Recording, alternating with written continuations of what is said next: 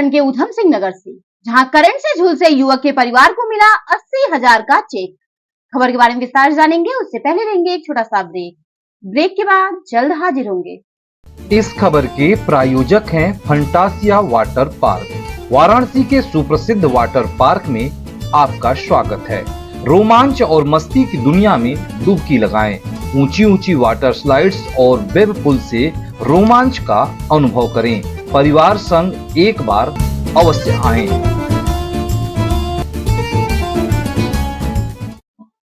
Break के बाद आप सभी का स्वागत है। खबर उत्तराखंड के ऊधम सिंह नगर से, जहां गदरपुर में शनिवार की दोपहर क्षेत्रीय विधायक अरविंद पांडे मृतक युवक के परिवार से मिलते हुए कहा कि विशेष रावत का निधन हम सभी के लिए अत्यंत पीड़ादायक और दुखद है। शोकाकुल परिवार को हर संभव सहायता की जाएगी। परिवार को दुख भरी घड़ी सहन करने की ईश्वर से प्रार्थना की। विद्युत विभाग की ओर से 4 लाख मुआवजे की नियमानुसार कार्यवाही की जा रही है, जिसमें से आज 80,000 की धनराशि मृतक युवक के परिजनों को दिया गया व 3,20,000 की धनराशि मृतक युवक की पोस्टमार्टम रिपोर्ट आने के बाद मिलेगी। वहीं परिवारजनों ने विद्युत विभाग को खरी खोटी भी सुनाई। कहा कि 33,000 और 11,000 की लाइन हटाओ, नहीं तो आने वाले समय में कोई और भी अप्रिय घटना घट सकती है। इसी को लेकर वार्ड नंबर 3 के निवर्तमान सभासद ऋषभ कंबोज के पिता वरिष्ठ भाजपा नेता सुरेश कंबोज के द्वारा भी विद्युत विभाग के कर्मचारियों से अपनी नाराजगी जाहिर की। वहीं विद्युत विभाग के एसडीओ ने कहा कि इलेक्ट्रीशियन की रिपोर्ट आने के बाद लाइन को सुरक्षित जगह से निकाला जाएगा। देखिए उत्तराखंड से state bureau chief Shahnoor Ali की खास रिपोर्ट। लाइन का ऐसा है कि लाइन हम जब तक इलेक्ट्रिकल इंस्पेक्टर आके एक बार निरीक्षण नहीं कर जाते, क्योंकि अभी हम सडनली कोई इसमें छेड़छाड़ करेंगे तो इलेक्ट्रिकल इंस्पेक्टर रिपोर्ट बदल सकते हैं या वो जो मौके मायने पे देखेंगे वही पाएंगे। सर आपके दुख का विषय तो यही है कि ऐसा नहीं होना चाहिए। ठीक है, ये जो है ये जो दुख आघात पहुँचा है लोगों को या उनके परिवार को जो पहुँचा है, इसकी भरपाई तो कभी ज़िंदगी में नहीं हो पाती। जो विभागीय नियमानुसार दी जाती है वो दी गई है और आगे भी दी जाएगी। लाइन को प्रॉपर सर्वे किया जाएगा कि लाइन को यहाँ से हटा के किस क्षेत्र से सुरक्षित स्थान से लेके हम उसको बिजली घर तक ले जा सकते सर है या नहीं सूचना में कल अधिशासी अभियंता महोदय, मैं भी जी साहब भी हम रात के 8 बजे तक बैठे रहे, इसी उसमें डिटेल मंगाते रहे, कैसे भी करके चेक तुरंत कर जाए।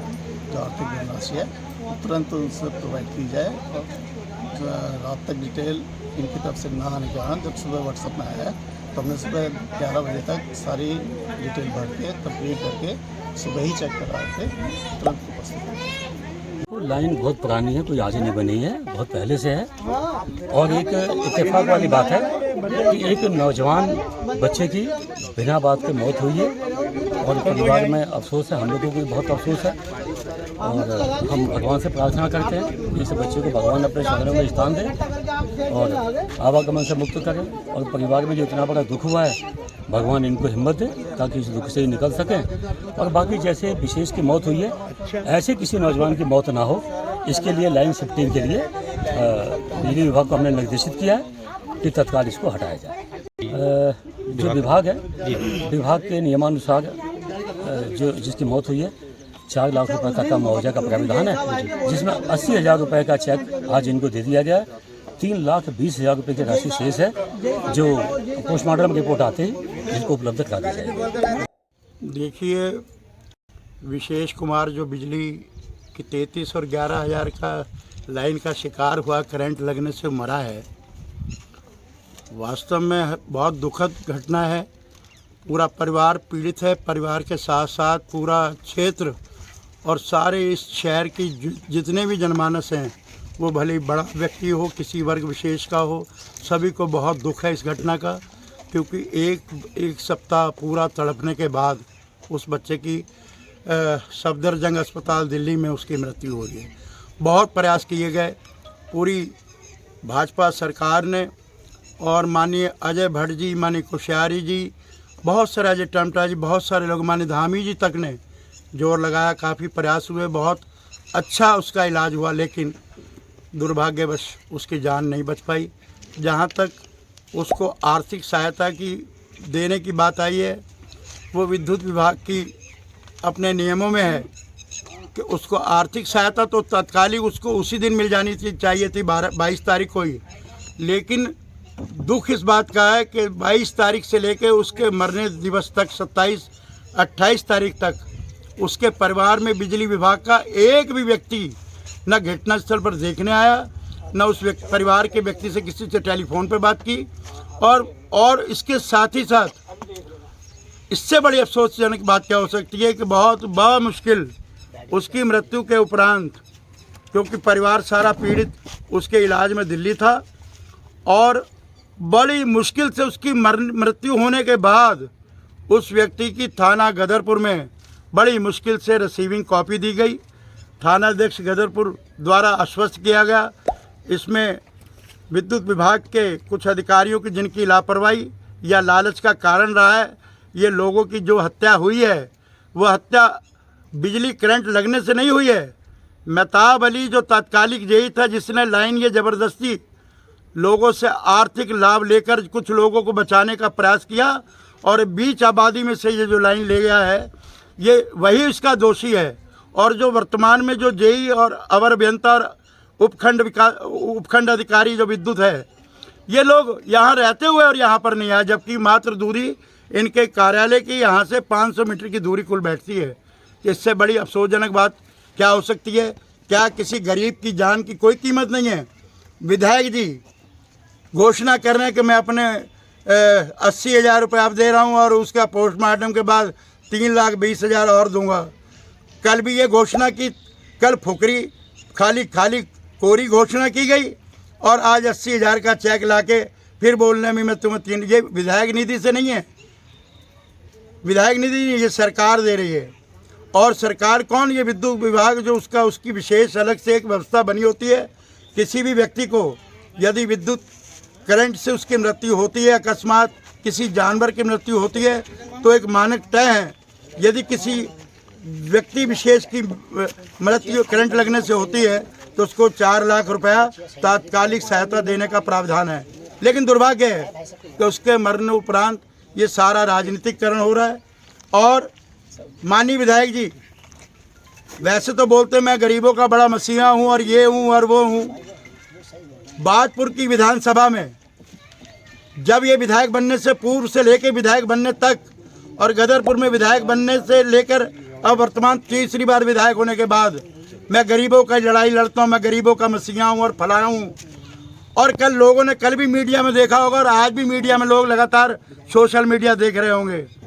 आप देखिए मृत्यु उपरांत विशेष कुमार की अर्थी घर पर पड़ी है और उसके बावजूद कह रहे हैं कि इन्होंने घर गलत बना लिए, विद्युत लाइन के नीचे क्यों बना लिए, जबकि वास्तविक बात है कि विद्युत विभाग ने इन आवास बनने के बाद इस लाइन को खींचा है।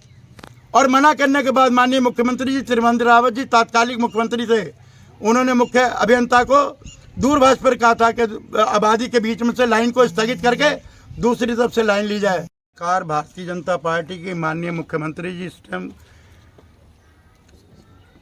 माननीय पुष्कर सिंह धामी जी हैं और बहुत सुलझे हुए और बहुत प्रतिभाशाली व्यक्ति हैं, जिनका लगातार केंद्र के भी हमारी केंद्रीय सरकार के माननीय प्रधानमंत्री जी और जो वरिष्ठ हमारे पार्टी के लीडर साहबान हैं उनसे लगातार उनका संपर्क रहता है। और जहाँ तक अभी 4 लाख और विशेष के पहले जख्मी होने पर उसको तत्काल राहत पैसा नहीं दिया गया, उसको बुनियादी जो सुविधाएं चाहिए थी वो आर्थिक नहीं दी गई। लेकिन उसके बावजूद भी इसी भारतीय जनता पार्टी के अंदर बहुत सारे हमारे केंद्रीय स्तर पर भी लोग बैठे हैं।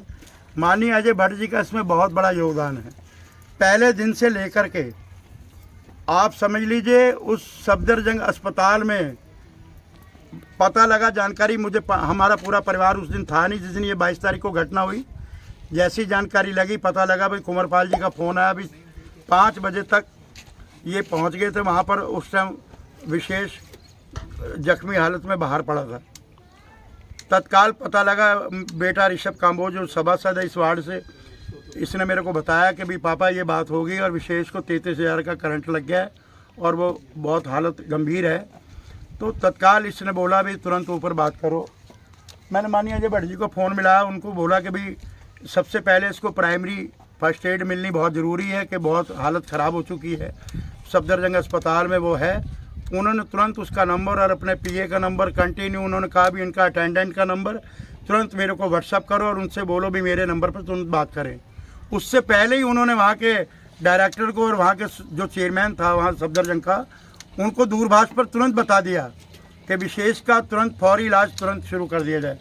कुंवरपाल का मुझे 5 ही मिनट में फ़ोन आ गया, अंकल जी मेरे भाई का इलाज शुरू हो गया और बहुत अच्छा ही उसकी साफ़ सफाई और उसकी मलहम पट्टियों का काम शुरू हो गया है, उसको ग्लूकोज वगैरह दिया जा रहा है और सारी उसकी साफ़ सफाई चल रही। तो मुझे बड़ी खुशी हुई। तो फिर मुझे थोड़ी देर में 10 मिनट के बाद फिर माननीय भट्ट जी का फ़ोन आया। आप यकीन माने जनता का नुमाइंदा तो ऐसा होना चाहिए, उन्होंने हर 15 मिनट में, हर 20 मिनट में मेरे से और भी हमारी पार्टी के लोगों ने वहाँ पर उनसे बात की, उनसे लगातार टच में रहे।